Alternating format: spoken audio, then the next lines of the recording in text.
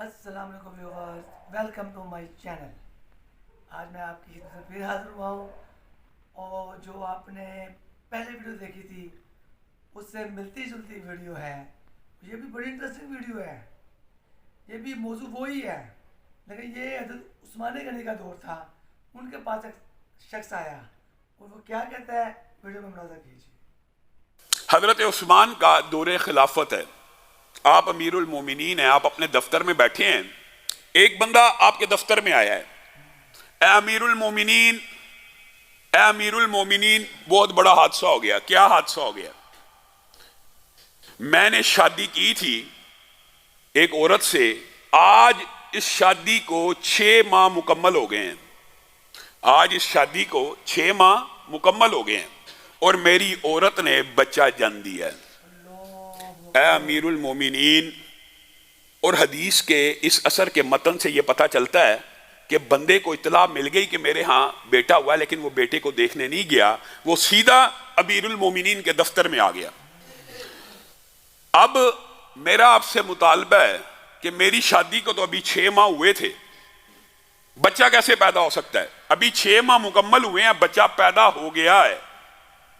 حضرت عثمان نے بھی، اور یہ بات میں آپ کو بتلاتا ہوں کہ اس مسئلے سے پہلے اگرچہ احکام تو اللہ نے نازل کر دیے ہوئے تھے، لیکن اس واقعے سے پہلے بالعموم عرب کا یہ کلچر تھا، اور مسلمانوں کا بھی یہ خیال تھا۔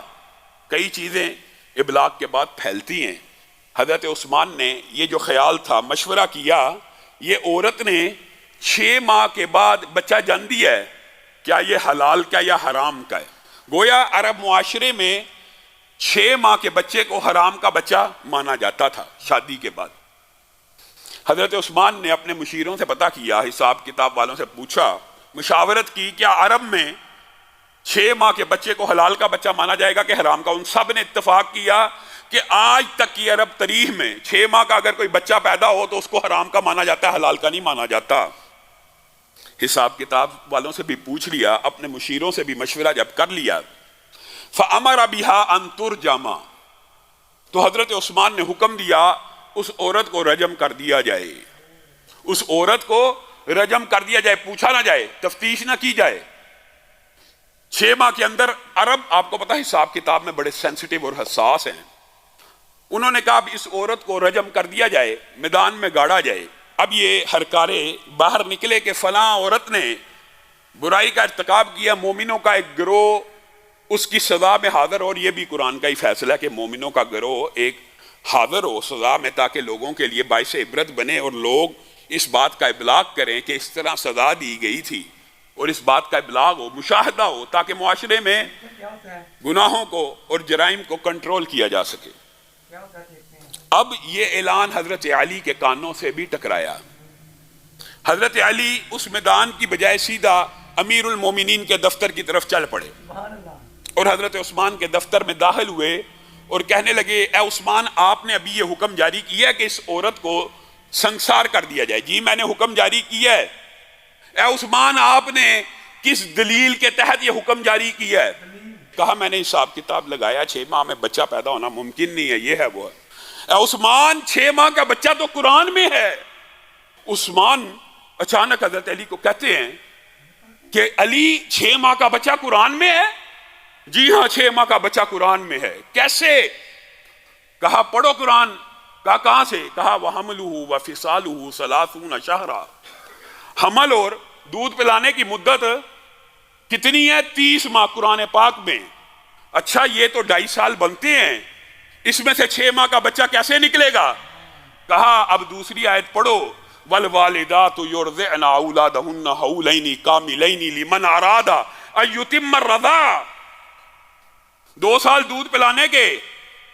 وَحَمْلُهُ وَفِصَالُهُ 30 شَهْرًا کا مطلب یہ ہے اس میں سے 2 سال مائنس کیے جائیں، 24 ماہ 30 ماہ میں سے مائنس کیے جائیں تو باقی کتنے بچتے ہیں؟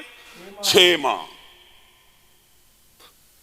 حضرت عثمان کہنے لگے کہ علی، بات تو تو نے ٹھیک کی ہے، لیکن آج تک ہماری تاریخ کے اندر 6 ماہ کا بچہ نہیں ہوا۔ حضرت علی کا، آپ کا اور میرا یہ عقیدہ ہونا چاہیے، قیامت تک بھی اگر 6 ماہ کا بچہ بستر پہ پیدا مکمل نہ بھی ہو تو اللہ کا حکم سچا ہے، جب بھی پیدا ہوگا اس کو حلال کا مانا جائے گا، نہ کہ حرام کا مانا جائے گا۔ سبحان اللہ، سبحان اللہ۔ اے علی، تو نے میری اصلاح فرما دی کہ اڑگے ضد کے اوپر آج ہمارے ہاں تو یہ عجیب و غریب کلچر ہے، جو مسئلہ بیان ہو گیا اس سے رجوع ہی نہیں ہونا۔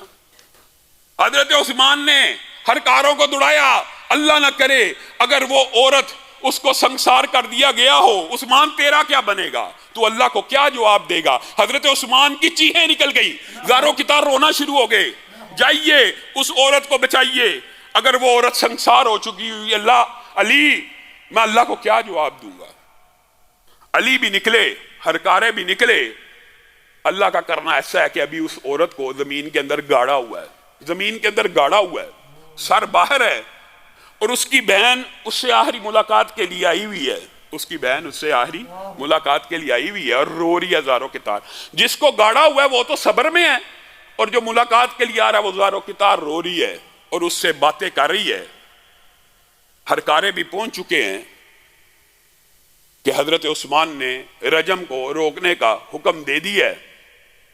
اس وقت اس نے اپنی روتی ہوئی بہن سے ایک بات کہی، یہ بھی اثر میں موجود ہے، لا تبکی ولا تحزنی، اے میری بہن تو مت رو، تو مت رو اور نہ تو غم کر، فواللہ ما مسنی الرجل قط غیرہ، عثمان کے حکم پہ مجھے رجم تو کیا جا رہا ہے، لیکن میں اس اللہ کی قسم کھاتی ہوں زنا تو بڑی دور کی بات ہے، مجھے کبھی کسی غیر محرم نے چھوا تک نہیں ہے۔ سبحان اللہ، سبحان اللہ۔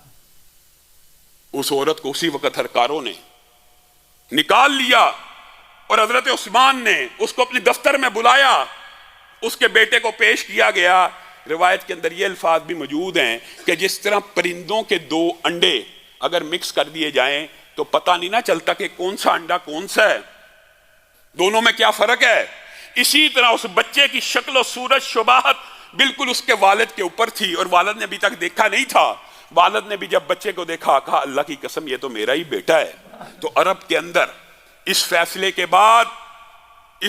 کے بعد ورنہ عرب کے اندر یہ ظلم موجود تھا کہ کوئی بھی 6 ماہ کا بچہ، 6 ماہ بچہ، آج کل تو خیر میڈیکل سائنس کی ترقی سے 6 ماہ بچہ عام ہو گیا، اس دور میں تندرست 6 ماہ کا بچہ محال تھا اور اس سے پہلے اس کو حرام کا سمجھا جاتا تھا۔